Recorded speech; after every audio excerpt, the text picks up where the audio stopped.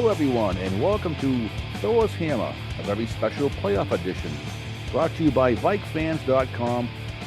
I'm your host, Viking Bob, and I'm so excited for this episode because our season is not over, and we're looking forward to playing the Seahawks this Sunday.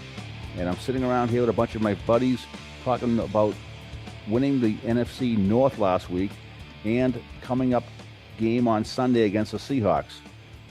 Let's go to Georgia Vike first. How you doing, buddy? I'm doing good, Bob. How you doing this week?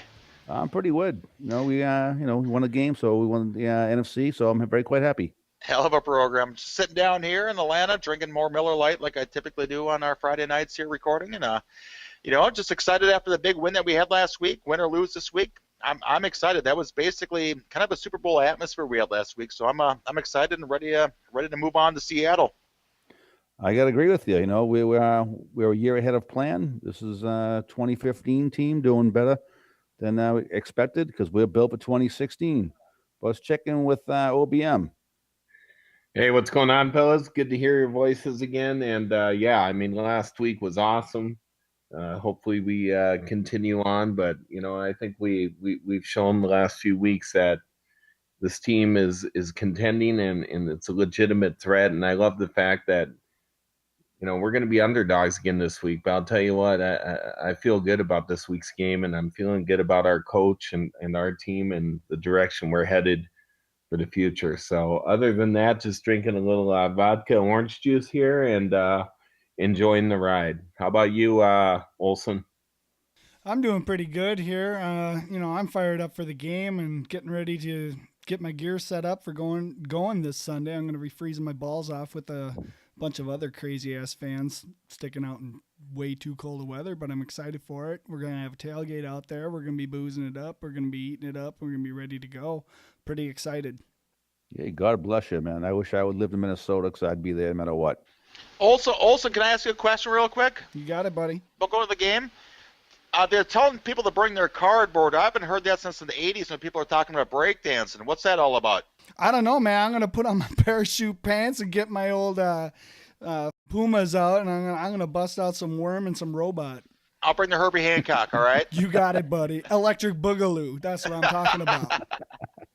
I want to introduce a very special guest this evening, NFL Draft Guru. How you doing, buddy? Doing good, Bob. Great to be back with all you guys. Haven't been here since the beginning of the season when everything was, Vikings were on the up and up, but glad to be back now that we've clinched the NFC North and are heading to the playoffs. It's a great feeling, isn't it? Hey, it can't be beat. All right, so let's get it into the Packers game that we went to their house on a Sunday night primetime game on the road, outdoors, and beat them. What could not be better than that? It's the greatest feeling as a Vikings fan. We beat them at their own game in their home. Doesn't get any better. And to top it off, we're the fucking NFC North Division champs. Fuck you, Green Bay. You suck. Georgia Vike, weigh in on this. I thought it was great. It was a kick-ass time. I thought we were going to beat them by a little bit more than we did, but at the same time, it's still kind of a dominating performance by us. Towards the end of the game, as Olsen was saying last week, Green Bay kind of made it a close game like they typically do against us, but watching that game, it was great. I think, I don't know if we're better than I thought we were. I still thought we were going to win, or Green Bay is just that bad. But either way, I'm taking the NFC North crown. Shove it up your ass, Green Bay. It's ours. I don't care. Take it. It's ours. That's right. OBM. Well, just like you guys, we all picked this game for Minnesota. So first of all, congratulations, you motherfuckers. We finally got one right completely, all of us. So that was pretty awesome. But you look at that game, and it could be one of those games that a year or two down the line that we look back at and say that was the defining game for the Vikings and for Zimmer and the coaching staff and possibly even Teddy Bridgewater. I think, he had some moments last week and he threw the interception, but all in all, we're seeing progression out of him. and I think that's encouraging. But more importantly, I just believe in Zimmer. I think he's got these guys motivated. I heard today they were practicing outside. It was freezing there, so I think he's got these guys right where he wants them. And I think this game against Seattle is going to be completely different than that first one. So I'm pretty excited right now. And if you're a Vikings fan, this is what it's all about, man. We've waited a long time for this, so just enjoy the ride, have a few cocktails, and let's get ready for Sunday and see what happens. Unlike Olsen, my balls will be nice and toasty warm because I'll be watching it at home. But if they win this week, I believe it's a guarantee. If they win this week, they come to Arizona again. So hopefully I'll be at that game. That's the game plan. So I'm not trying to put the pressure on them, but it sure would be nice to see them knock Seattle off this week. What do you think, Guru? It was a great feeling to be able to claim the NFC North title for the first time since 2009. I mean, it's been a couple years, and I mean, clearly we went through a couple of years of rebuilding there where the expectations weren't as high, but it's really great to have a Vikings team that doesn't underachieve, I guess. I mean, this season we kind of came in hoping to claim a playoff spot, get our feet wet in the playoffs. But I mean, I think winning the NFC North is exceeding expectations, I guess. I mean, you always want to set the bar high, and I'm sure the team goal was to win the division. But from a media standpoint, I don't remember the last time the Vikings were able to exceed their expectations, and that's a testament to Zimmer and the front office. So, I mean, it's pretty exciting that we were able to walk in Green Bay and say, here's the division title, and we were able to go out and take it. Just a little bit of a different feel Vikings team than we've had in the past. Well, I got to admit something here. I mean, I would love to win any type of title at home, but to me, this one feels just much better winning it in their house. You guys agree or disagree? Totally agree with you, Bob. I think going into Green Bay and watching them lose all 3 games of the division this year is awesome, especially when we end up on top. I think Chicago and Detroit were both rooting for us this week to knock them off the little pedestal. I certainly hope so, because I think everyone's sick of Green Bay, and they're friggin' whining over the years, and the referee helping them. So it's a good feeling to have a new champion in the North, and I think we're going to be there for a few years. Do you like the fact that, for once, as you're watching this game, I looked at it and I kept thinking that the refs are going to be calling this, or we're going to get screwed on this call, we're going to get screwed on that call, we're going to get screwed on this call. And it seemed like the roles were flipped this year playing them. Did you see that as well? That, like, oh my God, we're actually getting the calls and Green Bay isn't? I did see some early in the game that went our way, but of course, when we got close to the fourth quarter, it kind of looked like it was going to start spinning the other way. I mean, we're up 20-3. All of a sudden, it's 20-10, and then 20-13. It's like, oh God, here we go. I'm speaking even the Rodgers fumble. When he threw that ball up, I'm like, oh, they're gonna call it incomplete pass, even though it was a fumble, and Munderland brought it back for a touchdown. Typically, in years past, from what I've seen and witnessed, I'm not saying this is the case, but it seems like those calls have always been like, oh, it's incomplete pass, and it's cost us the game. This year, that didn't happen. Agreed. But there was also one early in the game. I think the receiver fell down. I forget, Sendeo picked it up, and he was gone for a touchdown. And they called that one incomplete. And I swear to God, he caught the ball, and it was a fumble. But that at that point, I was like, oh, here we go. But with you. I'm with you. Odin came down and shined the light for our team for once. What are you thinking, Olsen? I'm thinking that at the end of the game, there was an awful lot of holding. I mean, it was ridiculous, the amount of holding that was going on. And I don't usually like to complain too much about that type of stuff. But, I mean, you'd see our guys is getting held by the wrist, and, their arms is dragging behind them while they're trying to get to Rodgers. And it was just ridiculous. And they weren't going to call it. They wanted that game to tighten up a little bit. And that's the thing that I think that's unfortunate with the NFL is that you see a lot of that where, okay, the game's, 3 scores, well, they'd like to see it get tightened up a little bit. They're not going to give any calls necessarily, but they're not. Too many times you see where you don't see things get called that should be called if we're calling it honest on every play. And I'm hoping that's something that other fans start to see, and the league gets some pressure put on them, because I think it's really disgusting to watch. Just call the things that should be called. Did you think at the play at the end of the game, that last play when Rogers got the ball off with less than a second to go, and he threw it up in the air? Do you think? Did you see a repeat of the Detroit game? Matt, Is that ball's in midair? it sure looked that's what's going to happen, right?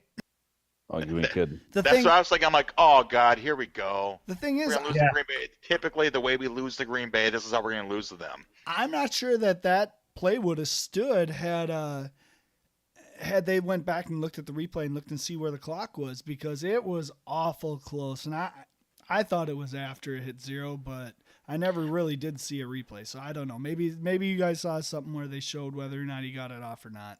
The clock looked like it was the 0 to me. You guys can chime in here in a second, but it looked like it was 0 to me. I don't know how he could set the ball and snap it that fast when it said 1, and to get set and snap the ball in less than 1 second. I'm calling BS on it, but at the same time we got the win, so I'm not going to complain about it. Well, if anything, should have been called a false start then, because everybody has to be set for at least 1 second, which they couldn't have been if they set the ball with 1 second to go. Right, and Agreed. that's another one of those things where I think they get a little too loose on the rules to let it play out, because people want to see a game finish. You know what I mean? They don't want to see it end on a penalty. They don't want to see it end on some bullshit thing like that. So they let it play out when really they probably shouldn't. Yeah, I agree. I think you also have to remember that these refs are human too. I mean, it's kind of like when the play clock goes dead and you get a delay a game where the snap goes off right at, you see the clock hit 0 on the TV and they get the snap off right after. I mean, the ref is looking at the clock. And I mean, the second hit 0, they have to look down to see if the ball was snapped or not. I mean, it was right on the line. Yeah. I mean, I honestly was surprised Zimmer didn't call a timeout to get the right personnel in. The player who made a really unbelievable read on that play was Anthony Barr. But immediately when Richard Rodgers went down in bounds, Barr just sprints towards the end zone, towards the goal line, since he understands that this play has to go to the end zone. And I mean, look at the end of the play. Who's the guy that tips it? It's between Barr and Xavier Rhodes. So, I mean, you honestly can say his awareness almost saved the game in a sense. Yeah. Xavier actually had the knockdown on that. They're both right on it.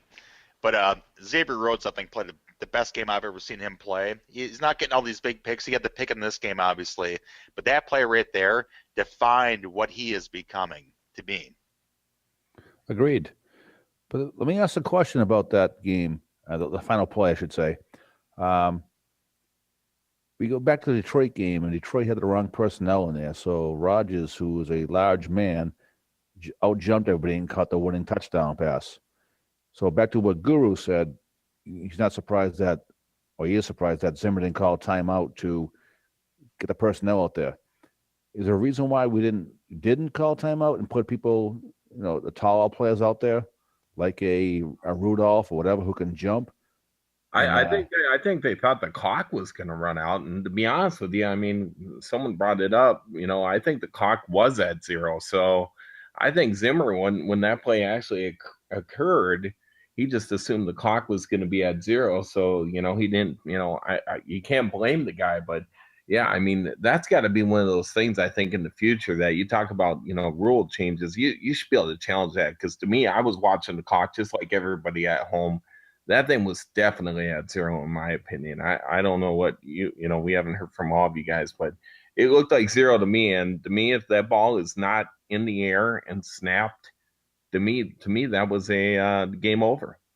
I wouldn't have called a timeout there. I agree with you, OBM, on that. With that call right there, Zimmer's smart not to call a timeout. He had the right personnel out there for it. If the second you stop that clock or call a timeout, you're giving them more time to come up with a different play to throw down there. You're giving them time to call a play. You're making these people scramble when you don't call a timeout. Not that was the right call. I got to agree. I would not have called timeout either, but, if there was like 3 seconds left, you think you would have and put the personnel out there? Absolutely. No, I think to reiterate, I mean, you don't call the timeout if you think the clock's going to run out, because you obviously don't want to give them a free play. But I think if there's going to be time left on the clock and they're going to get this snap off, I think you probably have to call the timeout. Just not only just to get the personnel out, just to make sure everyone's on the same page. I mean, look at Hail Marys as a whole and their success rates. I mean, you can't play the game fearfully and assume that they're going to hit this Hail Mary pass. You need to assume you're better if you have the right people on the field. So, I mean, yeah, I have a feeling they would have called the timeout. All right, guys, let's wrap up the Green Bay game. All I got to say on that is, fuck you, Green Bay. You still suck. We are the new champions of the North, and it's going to be that way for a while. Anybody else want to add anything to that before we move on? I agree, Skull Bob. Vikings, screw you, Green Bay. Green Bay fans are going to give the old-fashioned excuse that they've won it, 4 or 5 times in a row, but 1 year at a time. Yeah, that and good luck with Seattle. How many times have I heard that? Yeah, we get to go to Washington. They say, well, you know what? That's no guarantee game for them either. And in fact, I reckon it's shaping up to be a trap game for them. Washington's been quite hot lately. They've put up a lot of points lately. Yeah, Kirk Cousins has looked legitimately good. I mean, it's not just him putting up stats and they're being padded by any means. I think he's actually looked fairly decent the past couple times I've watched him. That was the smartest move that Washington actually made us in that draft, is grabbing Cousins. I believe when they grabbed him in the 4th round, when they grabbed RG3. 4th or 5th round is when they grabbed Cousins. But right now, I keep laughing at all the talk. Would you rather have Cousins or would you rather have Aaron Rodgers this week? This week, I'd rather have Cousins. I'm not even kidding, because Cousins has showed it. You like that? You like that? Yeah. I think if you look at it a different way, though, so say you could pick either quarterback, Rodgers or Kirk Cousins, and you put them in the Washington offense, then would you choose Rodgers? No. Well, I'm being sarcastic here. Now, the only reason I wouldn't pick Rodgers, seriously, is we're seeing what Rodgers is when he doesn't have a top-flight wide receiver out there. And that shows a lot for a lot of these quarterbacks when they lose a top-flight wide receiver. You think these quarterbacks, oh, he's getting this guy, he's finding this guy, he's finding that guy. With Jordy Nelson out of that offense, Aaron Rodgers is very pedestrian. He's not what he thought he is, or we all thought he was. Yeah, I still think he's a very talented quarterback. I think there's a mental aspect to it of just an uneasiness or just being unsure where, I mean, you can say you still have the number 1 target on. I mean, same person, Devontae Adams running the route, but I mean, you can tell he doesn't trust him. He's not going to throw that same ball up for him, and I think that causes more problems than not. I agree with you. What happened to Randall Cobb this year? Well, I mean, I think Randall Cobb's, his best and his worst decision was resigning in Green Bay. I mean, I think the Packers wanted him back, but I mean, personally, Randall Cobb is talented on the field, but if you put him in an unprotected offense where you don't have a vertical threat, it's pretty easy to cover him because you can dictate what matchup he's going to get on the field. He kind of reminds me of Alshon Jeffrey from a couple years ago. A little bit. I honestly, if you remember back to this offseason, Randall Cobb was potentially going to the Raiders before the Packers re-signed him. Imagine that offense where they have Amari Cooper going down the field, given the fact that they would probably still draft Amari Cooper in the 1st round, but with Randall Cobb underneath, with Crabtree and Amari Cooper on the outside, that would have been dangerous. Amen, brother. well, question I got to ask is, who the fuck cares about Green Bay?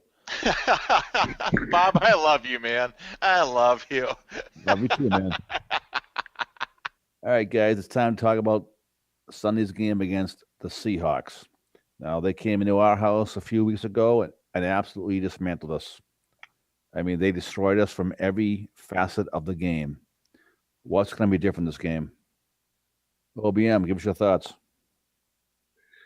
Yeah, I think the big thing here that I think will be different is Zimmer's going to game plan for this game. He's got a full week to do it. He knows what he saw. He's looking back at the game film.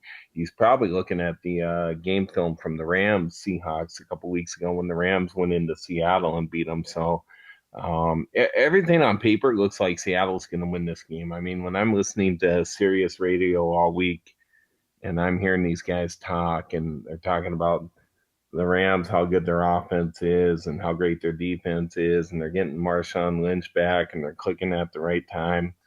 And, this is one of those games that I look at and you just kind of scratch your head and go, you know what? It almost sounds too good to be true, but I think the Vikings have a legitimate shot this week. It's going to be a tough game. It's going to be a close game, I think, but I think we definitely got a shot. One thing, of course, they keep talking about, the fucking weather. I mean, everybody knew it was going to be cold there. So, I mean, I don't know what the big deal is, but is it going to give us an advantage? I don't think so. I mean, once you're out there, I don't know if you guys played football one.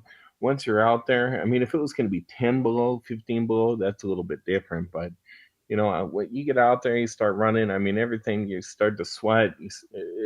I don't think it's going to be the factor that they're trying to make it into. So this is going to be a tough football game. I think it's going to be one of those games where the Vikings are going to have to run the ball. I don't think we're going to see Teddy throwing the ball, 35 times this game again. I think we're going to see AP, Jerick McKinnon, to me, who has been incredible the last month. He just adds another weapon to this offense for Teddy. So I think it's going to be a great game, and I'm looking forward to a rematch. And to be honest with you, as good as Seattle has been lately, it just, maybe I'm wrong. Call me kooky, but I feel the Vikings have a legitimate shot this week. So we'll just have to wait and see what happens. I like our chances. I like Coach Zimmer. I think that guy should be coaching. You can flip a coin between him and Arians probably for Coach of the Year. I mean, Zimmer has just been incredible. I think he's really been a difference maker for this team. So it's going to be a great game. It's going to be fun to watch, and I guess we'll see how it all plays out. So, what are your guys' thoughts on this? Well, I got my beer on ice, and I'm ready to go for Sunday at 1 my time. Can't wait to see what happens. And win or lose, I'm still proud of this team because I know the bigger things are on the way. That's all I really have to say about this game. Again, maybe Marshawn Lynn pulls his hammy woman up because of the cold, but it doesn't matter. Bigger things are on the way for this team. Yeah, no, I think it's going to be an interesting matchup. I mean, I think media perception and everyone's kind of focusing on that game that we played a few weeks back where Seattle completely handled us. And I mean, I wouldn't expect that to be the case. I mean, the talent level's not that distinct between the two teams that you would expect that kind of blowout again. But I think really the Vikings have a few things that they're going to have to show. I mean, the loss of Red Ellison is going to kind of change our game plan a little bit. I would assume that instead of just putting in Michael Pruitt to fix his spot, I'm guessing they're going to go with an unbalanced offensive line.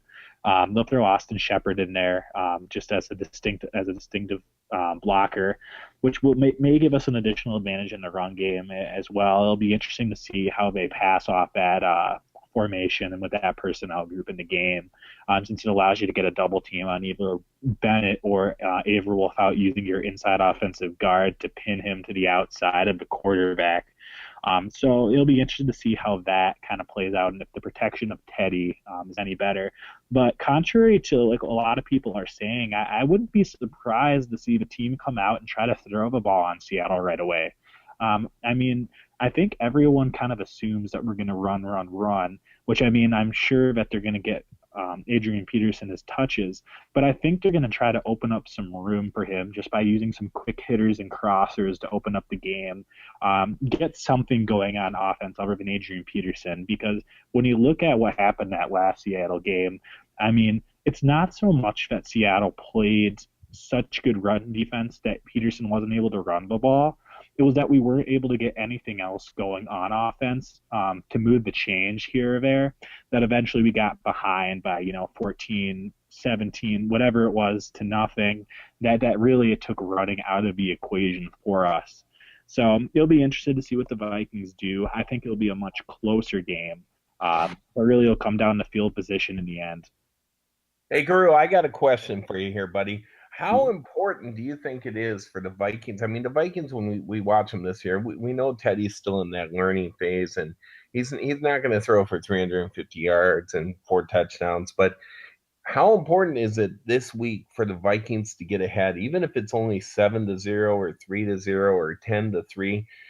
to me, this team just seems completely different when they've got a lead and they play differently, and it seems like the defense really steps up. So, how important is that this week in this game, in this playoff game, and really, if you're a Vikings fan, the biggest game we've seen in about 6 years?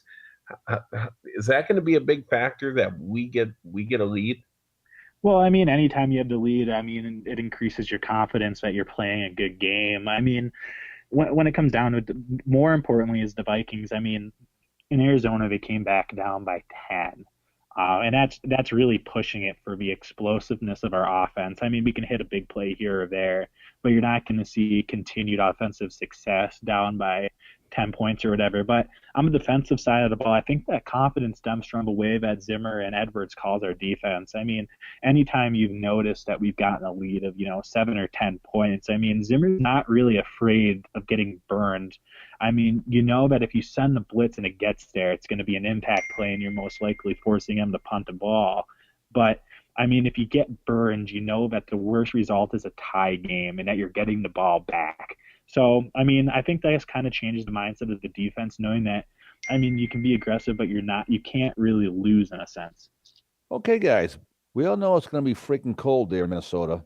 And in my opinion, it really doesn't affect the actual game because kids coming out of college play all part of the country. So Seattle could draft everybody from the Big Ten while the Vikings draft in the ACC.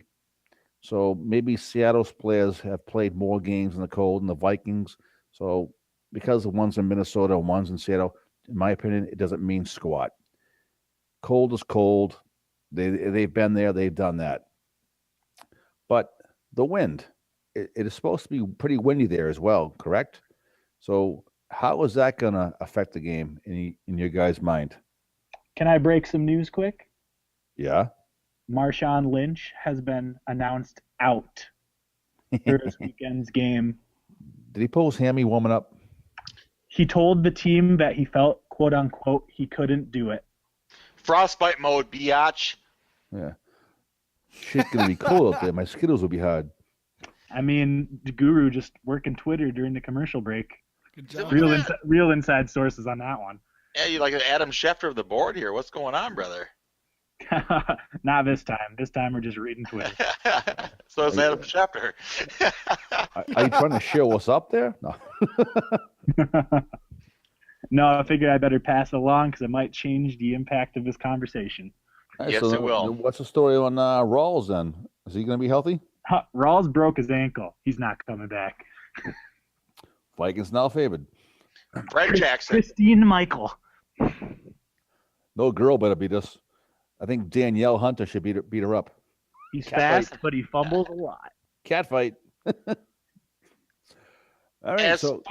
As far as the temperature, Bob, this week, I do disagree in one aspect with that. Is it's one thing me speaking as being a Minnesotan and living there for 34 years and being down here for 5. When it gets cold, you acclimate to it as it comes on as you're living there. I remember living there going, okay, it's getting cold, and you're pumping your gas, it's negative 15, like, okay, it's cold. If you were to get me off a plane right now in Minneapolis, I would die. I'm freezing my tail off. It's 40 some odd degrees out here right now. If you were to get me off a flight, get out the jetway, and feel that cold air come in, I would freeze to death. So that's one thing. I don't care if this team hasn't played since 1981 outdoors and the temperature like this cold. These guys have been acclimated to this stuff here for the past, few months. Just getting into it. I think that is going to be a benefactor for the Vikings this week, is being used to playing in that temperature, or being accustomed to the temperatures dropping like that, so it's not as brutal as it would be, if you're a team coming from out of town. Okay. So then how is the wind going to take effect in this game? It doesn't matter. That doesn't matter. I'm sorry, Gru, to cut you off there, brother, but I don't think it matters. I honestly think that passes that go 5-10 yards and running the ball all the time isn't going to matter as far as the wind. So how about the deep ball that Russell Wilson likes to throw down to field to Lockett and Baldwin? How's that going to come into factor? Guru, it's all you. Sorry for cutting you. I cut you off there. That was all you. I think the wind's probably a bigger factor than the cold. I mean, I think the cold's more of a mental game than anything else. I mean, both teams are going to be out there in the cold. It's not going to change. So I mean, you're just going to have to man up and know that you're going to be there for the next 3 hours out there in the cold. I mean, no one's ever died on the gridiron because it was too cold. But at the end of the day, I think the wind plays a bigger factor just when it comes to kicking field goals because you have to remember the ball is going to be a brick coming off kickers and punters' feet. And I mean, look at the Green Bay game and look at the Giants game in particularly. I mean, the punt distance was way down. I mean, Blair Walsh had success in the cold, I guess. He has a pretty big leg, obviously, but I mean, I think the wind is a bigger factor. All right, so with it being this cold, does Bridgewater fumble? Go the two gloves on? Remember the game against was it the Giants? We turned around and handed the ball off to Peterson. He fumbled. Well, I'll field in on the cold a little bit there, and I think it is going to have an effect on handling the ball. But I think that effect comes more into play on catching, and I think that it's a bigger deal when you're throwing the ball downfield. I gotta disagree with the cold playing a factor on the game. I think it makes taking hits and tackling miserable. I mean, I don't want to overplay it like it's being done in a lot of publications today. You know, it's being overplayed a little bit, but it definitely has a factor. When it's 0 degrees, you don't want to be hit, and you don't really want to go out and hit either. So I think that coupled with the wind, the team that can play a short passing game and run the ball the best is going to be who's going to score the most on offense. And I think that's how those two elements come into affect the game. I think those are really good points. I mean, I think your points kind of relate to what I had posted on the board about the game plan. I mean, it's going to come down to how much the Vikings can limit Russell Wilson using his legs to be effective. I mean, both teams are going to go for the short to intermediate passing game and trying to slam the ball up the middle. But I mean, the X factor is how well the Vikings can contain Wilson. Because I mean, penalties. He had a 53-yard run last game. Last time we played them, that was called back on a penalty, and I mean, you can't allow those runs. You can't allow that free yardage by letting the QB out of the pocket. Agreed. All right, so we all agreed that we have a chance. Yeah? Oh yeah. For sure. All right. I think it's going to be a lot closer than last game, obviously, because we have a chance. The last game we had against Seattle, I don't know if anyone would remember, but I honestly predicted that it was our worst matchup on paper and that we would lose and it probably wouldn't be close. And sadly, I was correct. This one, I'm more of a Vikings fan here. I do believe that we are in this game. It's going to be very close. Whether it's going to help keep it close because no one's going to be opening the field up. You know, this is not going to be offense-driven game. This is going to be field position. So hopefully we can get a lot of 3 and outs and make them punt, and we control the field on our end, and maybe get a turnover or two, and even more improve our chances.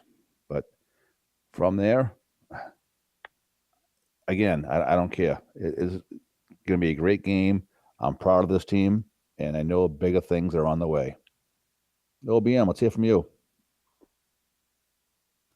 Well, I agree with you, Bob. I think it's going to be a close game. I think we're going to see better things this week than we saw in the first meeting. I mean, that first meeting we did get completely dominated. But again, I really think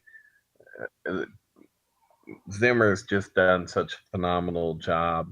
And you look at our young guys. I mean, we've talked about this several weeks ago about how good our draft is and how Hunter and the Kendricks and Stephon Diggs. And I mean, we've gotten contributions from TJ Clemmings, not to keep him out, but even he has filled in admirably, better than probably anyone suspected. So I just look at this team and it's hard not to be excited for the future. I mean, we all kind of talked about it earlier in the year. We thought that next year, starting next year was our year. And I still believe that, we've got this nice 3 to 4 year window right now where I think we're going to be competing every single year and getting better and better. And I'll tell you what, I mean, you look at a guy like Kendricks and Diggs, and we haven't even really scratched the potential on these guys yet. These guys are going to continue to get better. Hunter, I mean, we've been talking about him the last 6-8 weeks, but there's a guy who was second in the team in sacks this year, and he really didn't even get on the field much till about week 4 or 5. So this team is loaded with youth. It's loaded with inexperience as well, and it's going to be one of those things that regardless what happens this week, it's been a successful season and something that the Vikings are going to continue to build on. And to be honest with you, in all my life, this is the most excited I've been for a coaching staff. It just seems like everything's coming together. I don't know what's going to happen this week. It's going to be a close game. It's going to be, one of those games where I think if we don't turn the ball over and we can generate a little bit better running game than we did that last game. We got down so quick that last game that we really didn't get a chance to run the ball as much as we probably wanted. But Gru's right. I think they probably will come out, throw the ball, and try to catch Seattle off guard a little bit. I mean, that throw to McKinnon last week, what a great play call by Turner. We've been kind of criticizing him all year here and there, but that should have been a touchdown. So it's just a matter of Teddy maturing a little bit and working out these kinks. And, I think that's going to happen. I think it's going to happen under Scott Turner, Norv Turner, and Zimmer. And we're going to be a team to be reckoned with for the next 4 to 5 years. So it should be a great game. And like you guys say, I mean, it's a great time to be a Vikings fan. And I just hope we win because I want to go watch Minnesota get payback. Just think about this. We can get payback on Seattle this week and then payback on Arizona the following week. How great would that be, guys? Only if they finish up with payback against Denver in the Super Bowl. Hey, that's what I'm talking about. Here we go. Revenge tour 2015-16. Ironically, that would leave you with about one game that we can't get revenge on. The Niners. I'm okay with that. Of all teams, I'm still okay with that. Likely to beat again. Yeah, I'm okay with it. But Georgia Vike, closing thoughts before we go to picks. Here we go. God. Bring on the negativity. I said before we go to picks. I'm kind of excited about the game this week. I'm not getting too far in front of myself as I try not to do weekly here. I've been battered and bruised the last 39 years of my entire life to watching the Vikings come up short. But I'm excited about what's happening here, and we had a very rosy, sun-filled future in front of us here.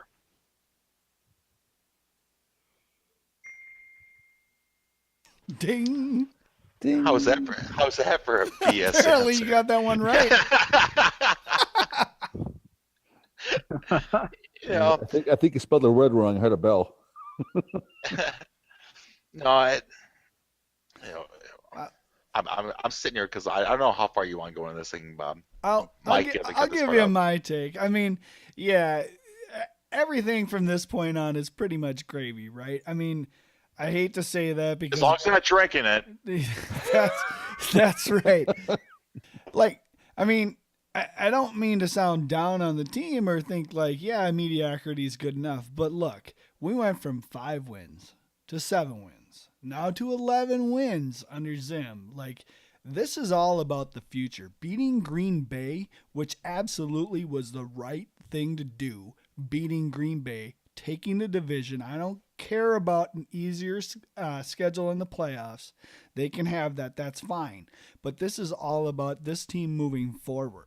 So going into this game, it's experience. It's learning how to be a champion, which is what Zim had been talking about, right? So this is what this team needs right now. Now, as far as look at it this way, Olson.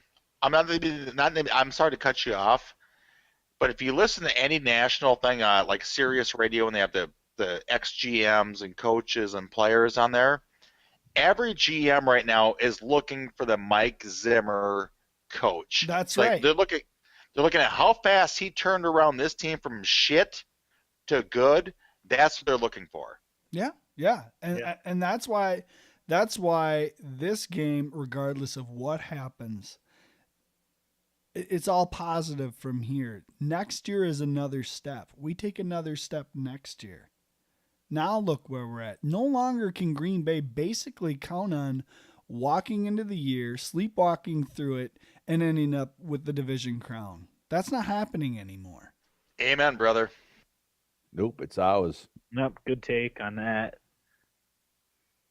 This is our division now for the next 5 years. Yeah, I'm just glad to see us finally have a coach that even if you listen to his press conferences, people are like, what do you think about him doing this? What do you think about him doing that? He's like, I really don't look at that. He played. He had a good game. I love that. He's You're talking old about school. yeah, you're talking but about he's the not Bridgewater. taking the crap. Yeah, you're talking about the Bridgewater questions when they were pointing out the one or twosie things, and he's basically thinking, yeah, but he's doing this, that, and the other thing that we are asking him to do. And while Bridgewater definitely has some learning to do, the kid is young, and he's got the coach that's willing to be patient with him, I think. Absolutely. I agree, man. And you know what the best part about Zimmer is? Doing that fucking farmer blow on the sideline. That's the second time I've seen him do that. That is absolutely priceless. Okay, then. Yeah, that was pretty hot. Yeah, turn me I on. loved it. That was great. That's a true coach right there, guys. When you can do that, you're a true coach. That's right. I don't even know what that means. You guys are crazy. Farmer blow. Okay. All I care is right now is you look at it and saying, like we discussed last week, I said, if you could trade Zimmer for any coach in the league, would you? And we all said no. No. There's not a single coach we trade him for because he has built a great team. But right now, this guy's got us rolling, and I'm excited for the future. Win or lose this week, I'm excited for the future. You can't deny he just fits the Minnesota personality too, that up north personality too. He's kind of like, contrary to Mr. Nice Guy, he just kind of lays it down sometimes, and I think the team kind of needs that. How many arrests have we had this year? Zero. Amen. Amen. Are we talking about the Vikings Zero or the in people on the knowledge. Yeah, good call. Well, you know what other thing that doesn't get talked about a lot is he took over a team that was ranked, I think, 30th or 31st with Jared Allen. Jared Allen exited the team, and I love JA, but he left, and we went from 31st to 11th or 12th? I mean, I don't care what anyone says. I mean, we added some players, but he has gotten this team, that defense, completely turned around. And I'll tell you right now, if Frazier was still the coach, well, Frazier just got shit canned. So Frazier, it really makes you wonder just how big of a factor Zimmer is. And to me, he is a huge factor. And just like Bob said, I don't think I'd trade him for anyone. Maybe Belichick. Maybe Belichick. You could make the argument that, yeah, I mean, as much as we hate that guy, he is a hell of a coach. But other than that, I really think Zimmer right now, you look back at his hiring and him and Arians, people are scratching their heads going, how the hell did these guys not get a head coaching job till they were in their 50s? It's really amazing, I think. Zimmer, if he's not coach of the year this year, and maybe he won't be, but Rivera will get coach he's of the got year. my vote. Rivera will get coach of the year, but what do you think Zimmer's going to do this week? Seriously, let's get the scores here because I'm interested in what you guys think. I'll pick last this week on scores. What are you guys thinking this week? We'll go to our guest first. Go to the guest first. Well, I don't want to be a hypocrite since I already wrote a game preview and put a score in there, so I really can't be too wishy-washy, but I can give you some reasoning behind it. So in that article, I originally had put Seattle as the favorite, 17-13, but I'll give a little bit of a disclaimer to give myself a little bit of wiggle room. But the reason I came up with that is because assume each team gets 3 chances to score in the red zone. I mean, I thought Seattle probably ended up with 2 touchdowns and a field goal. And given the way the Vikings' red zone effectiveness has been this year, I said 2 field goals and a touchdown. But I mean, that's playing with fire. It could easily be a tie game. It's no matter what, it's going to be close, and someone's going to eke it out by a slim margin. All right, I can live with that. Makes perfect sense too. Maybe I'm too logical for picking a score. Quit thinking logically here, Guru. I'm surprised that low scoring. I mean, I know it's going to be cold, but I'm surprised that low scoring. Interesting. That's usually what happens when it's cold. Yeah, I know, GV. You don't score much when it's cold. Yeah, a lot of things get smaller when it gets cold. Shrinkage, including the score. That's right. That's right. OBM, what do you think of this week? You know what? I'm just gonna say it. Olsen, the last time you were there, they won. I'm gonna go with Olsen as our good luck charm. Hey. Olsen, you need to get as drunk as you did last time. Can you promise to do that, buddy? Holy balls, we're starting early, so I think we got a good chance at winning this fucker. I love it. I'm gonna fucking believe in Olsen and all the people from the site tearing it up before that game and getting loud and crazy. Vikes. That's what I'm talking about. Seattle 20. Out. There it 23-20 Vikes. I'm happy with that. Yeah. I'm going to go 20. I'm going 27-23 Vikes. That's my thought, and I think it's going to be an interesting way we get there. I think it's going to be a lot of yards after the catch, and I think this defense is going to come out. And I think they're going to smack Seattle right in the teeth to start it off. I think this defense is going to be insanely pumped for this game. I think that they feel disrespected because they didn't have all their guys on the field last time. I think they're going to be ready to go. I think somebody's going to be spying Wilson. I don't know if it's going to be Kendricks or if it's going to be Barr, but somebody's going to be watching his ass the whole time. And I don't think that defensive secondary of Seattle wants anything to do with tackling in the cold. I look for some strange plays this week. I think you're even going to see Patterson getting a couple targets this week. Call me crazy. Well, you're crazy. You're crazy. Hey. Well, you're going to the freaking game when minus 30 below wind chill. God bless you. Again, I don't live in Minnesota, but I would be there if I was living in Minnesota. You know, screw the cold. It's 3 hours, 4 hours, 5 hours. I work in a freaking freezer, so it's not much colder than where I work. So, and I'm there 10, 12 hours a day. Well, you should bring a TV in and watch it in there. Relive the Minnesotan life. It's gonna be warmer than it was at the game. Yeah, I'm gonna go with no. I'll probably be sitting in my basement with my fireplace burning and beers in hand. But thank you anyway. I got a question for you guys, Olsen. Were you at the 98 Cardinals Vikings playoff game in the Metrodome? Because I'll tell you what, I was at that game tailgating, and that was a cold motherfucker that day. Was anyone there? I'm curious. I was not at that game. Dude, that game was freezing. We'd have to Google what the weather was. But I'll tell you what, I remember being out in that parking lot throwing the football around, and it was absolutely brutal. And the people from Arizona, ironically, living in Arizona now, we were calling them pussies and laughing at them. They were all huddled together like it was the end of the world. And now I totally get where they were coming from. But that game was absolutely brutal. And we'd have to, I don't know. I'm guessing this week's game, if it's below 0, it's going to be pretty comparable to that game. But of course, they didn't play outdoors back then. True. All right. So going forward, if they win this team, if they win this game and they move on to Arizona, Mike Olsen, you're going no matter what. Down to Arizona? We will chip in and buy the alcohol for you to keep you drunk going to these games. Dude, I will supply all of your alcohol. All of it. And you can stay with me, my man. Interesting. Well, it'd be tough because I'm going to be out in Montana that weekend. So Oh, no, you won't. I'll be on the right side of the country, just not far enough Easy. west, enough far enough south. No, you're So, not. fli- You're Flimmer coming. Florin, Flimmer Florin, Flimmer Florin. What? Fritter, burger. Yeah. Take it Bricker easy. Rack, Hey, Dick Neck Paddywhack. hey. What? What'd you say, Olson? Take it easy there, Swedish chef. Burger. All right, fellas. Yeah, I won't give my score this week. No, you got to give a score, brother. Come on. No. Come on. You want to go Yeah, last, you so have it's my That's- turn. Hey, that's go, the- Bob.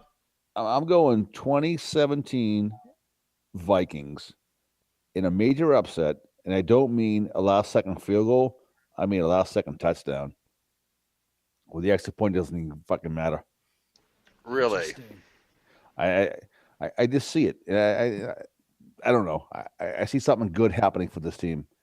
We are way overdue, and I think, it's the football gods are going to shine on us. It might not happen this year, but it's going to happen over the next couple of years. But screw it. Why not start now and open next season on Thursday night in a new friggin' stadium? What could Yeah, be better? baby. Are What- all of you guys picking the Vikings to win this week? I'm being a homer. I think we just did. Let's keep the fucking trend alive, buddy. That's I right, think I pal. didn't, but I'm saying this week. I see Seattle winning this week. You pussy. I'm just being realistic. I see Seattle winning, and I see Seattle winning by a couple scores. I look at our defense. I think. Well, you one blind motherfucker, all right? Hey, Stevie Wonder. Maybe I am. Maybe I'm very superstitious. I don't know. But Good call. I'm sitting here thinking, I'm watching this in my brain here, thinking, they'd be a 38-7. We had a lot of people missing on defense.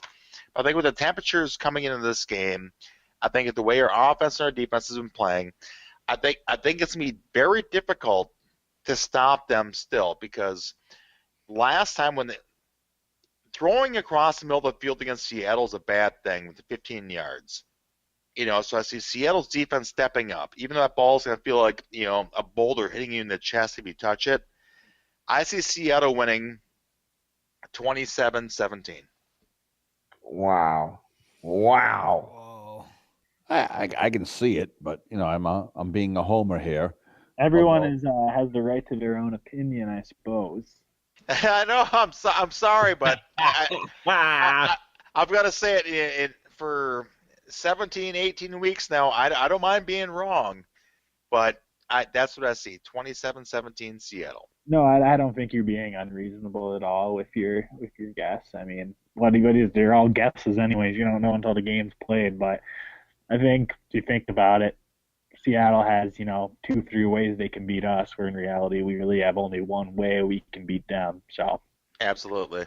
Oh, to be Well, honest, you know what I think? You know what I think, Guru? I think you need to put down the 64, grab a glass, grab a bottle of Jack, and start drinking that. Because I'll tell you right now, Seattle is not winning this game. This, just like Bob said, we are getting revenge, bitches. Revenge on Seattle and then Arizona.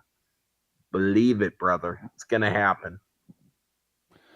I hope it does. But I sit here and I'm being a realist here. If I was living in Minnesota right now, not only would I still be a bandwagon guy, I probably would be burning that bandwagon to keep warm, and build a new one the following week. But in reality, you look at both teams; they're built on defense. So let's call it even. That's a wash. On offense, they get more weapons than we do. So therefore, we need the wind to be howling. So Wilson's deep passes aren't as accurate, because Wilson's a better deep passer than Teddy right now, oh, for sure. and he has better receivers. So if you take away the deep passes in his passing game, yes, Russell Wilson can still run, and I'm going to predict him. He's probably going to run the ball probably 15 times this game. It's my guess, especially with Rawls and now what Guru said. Marshawn Lynch out of the game. So they have no running back really. So I think Russell Wilson will probably run the ball 15 times. I bet you gains 100 yards, Bob. I wouldn't doubt it. Yeah, I think he's going to get 100 yards rushing on us, and that's what's going to kill us. So, what? So what? Do you guys? Come on now, 100 yards. Yeah, remember Michael Vick doing it against us? Yeah, that was what 12 years ago. That's not going to happen with the Zimmer-led defense. That was Mike Tice, for God's sakes. I could have had 100 yards rushing. I mean, look at any running quarterback against our Vikings defense. How do you stop it? Last weekend. How do you stop it? Do you spy Barr? Do you spy Kendricks? Do you spy Hunter? What do you do? You spy Barr and you put Hunter on the outside to keep his edge. Exactly. Gru hit the nail on the head. We're gonna spy that linebacker. We're gonna put Hunter out there. We're not gonna let Russell Wilson run down the field like he did that last game. I think it's gonna be a completely different game. And this is what we were talking about earlier, guys. Zimmer is a great coach. He is gonna find a way to win this game, I think. And that's why I think they're gonna win. I just think we're gonna see some guys step up that maybe haven't stepped up before. We're gonna see that this week. So I hope you're right, but I don't see it. You know, I see Zimmer being a great coach and coming up with ways to beat teams. But if you're right, trust me, I'll proclaim how right you are next week. All right, man. I'm gonna remember that. I think we'll have a better chance of stopping Russell than you probably gave it. A little X and O's football. Like the Vikings gave 2 looks last week against Green Bay to keep Rodgers in the pocket. I mean, well, I guess 3 if you want to look at it. The really vanilla option is just having your defensive ends keep contained. But I think the second one is you just put Barr on a spy. I mean, Barr is faster than Russell Wilson. I mean, Russell Wilson's elusive, but Barr is going to beat him and be able to push him out towards the boundary. But, I mean, the last way, the more unique look they gave is they put B-Rob inside as the 3 technique with Hunter on the edge. And instead of putting B-Rob down in his 3-point technique, they had him almost as a free runner. So what that gives you 2 options. You can stunt Robinson to the outside to spy Wilson on that side of the play, but you can also push Hunter out towards the boundary then and still have that outside pass rush from B-Rob. So I thought that was a unique thing they could try again. You know what? I'm going to give you guys, Guru, JV, one chance right now to recant your horrible predictions for this week. There you go. And go ahead. This is your chance. I'll tell you right now. And repent. Repent. You're getting one chance. Are you guys going to step up or no? One chance at what? Repent. Predicting your score, buddy. I mean, come on. No, 27-17. Seattle wins. Wow. Guru? Well, for the fact that I can't be a hypocrite since I wrote my article a day and a half ago and I put the score in it, can't really change it too easily. Oh, you can certainly change it. No one here will laugh at you. No one. You can change it now. Now that you know that Marshall Lynch is not going to play, you can change it. Absolutely. New information. Well, basically, when I summed it up, the way I gave myself some leeway, we're at Guru picking a tie. But since that can't happen, I mean, I'll stick with my original prediction and eat it later, hopefully. So you want to be wrong then, huh? Oh, I really want to be wrong. Well, didn't you do work for the Seattle team years ago? You can divulge the sources. Is there a conflict of interest here, Guru? No, there's no conflict of interest. Guru did work for the Seattle Seahawks years ago. I'm getting to wonder here. Yeah. Uh-oh. He worked at the Percy Harvin trade for us. It's all good. Oh, no, I didn't work on that. Plus, I hear he likes to wear a lot of flannel and listens to Nirvana all the time. I don't know what that's all about. That's Pearl Jam. That's Pearl Jam. There you go. Hey, by the way, guys, I don't mean to change the subject here, but since someone did mention, you do. Yeah, I do. You're right. Good point. But, since Harvin's name came up, I want to bring this up real quick because it was highly debated about Patterson last week. Is Patterson Harvin 2.0, or what'd you guys make of his sideline antics? I know there are a lot of people on the site, including myself, who were not too thrilled with that guy and his smiling and laughing. And I don't know. Thoughts? Anyone? Overrated, as we've been saying all year. He's overrated.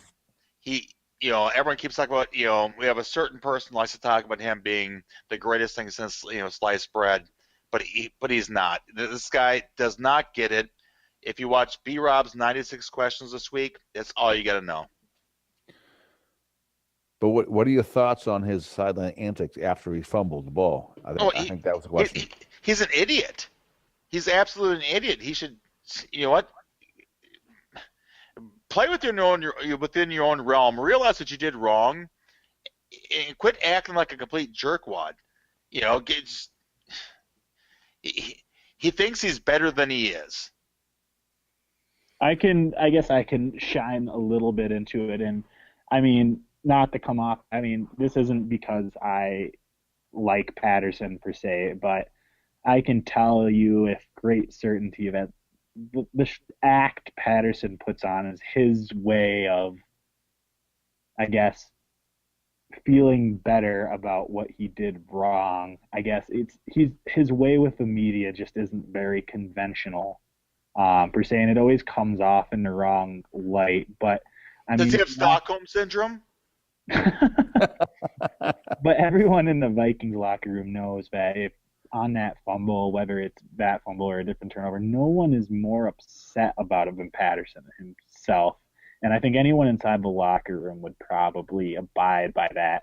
I mean, I think he gets treated I don't really want to sit here defending Patterson because there's plenty of things that he does wrong and plenty of things where people clearly give him the benefit of the doubt. But at the end of the day, I mean, he fumbled the ball, yes. Was it do or die? I mean, yeah, you're basically in a do-or-die situation where you let the Packers back into the game.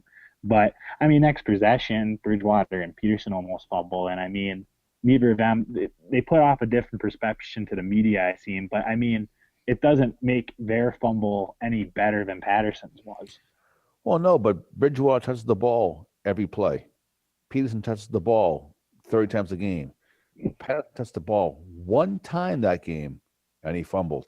And then on the sidelines, like, no big deal. Hey, guys, I'm going to go over here and joke with you guys. To me, it's kind of a bad perception. If that was me, I'd be sitting on the sidelines with my head down going, F, F, F. Just me, and I'd want to tell guys, hey, guys, I'm really sorry. Not walk over them and tell them a joke, which was the perception that we all saw on TV. I'm sure he got it from the coaches, though. I'm sure Zimmer or Preef or someone, Edwards, lit into him about that. All right, guys, if no one else has anything to add, let's call it a show. And what the hell?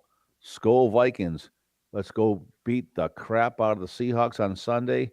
And after that, we will see you before we go to Arizona. Good night, everybody. Thank you for supporting our show. Love you all. I want to add one thing. I knew it. Motherfuckers! I knew it. You think we're really going to Arizona next week? Yeah, we're going to Arizona. Shut your Georgia ass down. Going to man. Arizona. Come on, you're going to Arizona? Really? You're the most negative. You him. We're Come going on. to Arizona next week. OBM, you're buying my ticket. I'm going to fly out there. You're coming to Arizona, you're staying with me, and we're going to wreck shit. You gonna buy me a ticket if I fly out there? You're buying me a ticket. I'm staying with you. What do you think? I'm rich or something? Yeah, you act like it. Come on. You buy me a ticket or what? They're money bags. In that case, I'm there too. We win this week. I will fly out there. You buy me a ticket. And he'll still pick them to lose. Maybe I just buy it. I'm sure the wife will just be like, yeah, buy them all tickets. Yeah, then we can write it off as a business expense for the show. Exactly. It's a tax write-off. That's right. This is a business expense. Exactly. We have to do the show live then. We'll send a bill with Tom Olson. That would be awesome. Tom Moore, Mike Olson. Footing the bill. Tom Olson. Keep going. Mike Moore. Wait, what? Oh. We better fire up the donation thing again. That's all I got. Yeah. I'm gonna have a GoFundMe page here set up on the FightFans.com board here this week. Yeah, I'm gonna start up a Go Fuck You page. That's what I'm gonna start.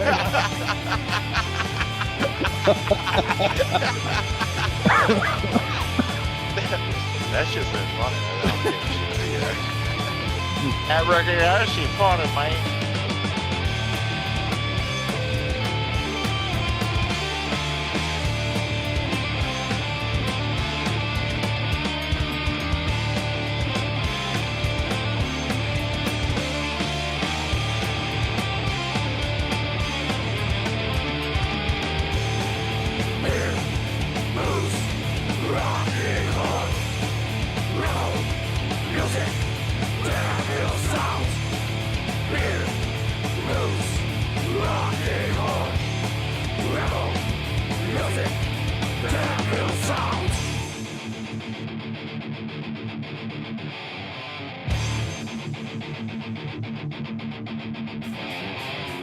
Existence all that crap. All we want is drink and rock. You give friends sucking your power's neck. That's quite weird, don't you think? Someone's lying on the bed. He was funny and now he's dead. On the fight, rock and roll. That is the moment. Fuck you all. Here, blues, rock and roll. Rebel, music, devil sounds. Here, blues.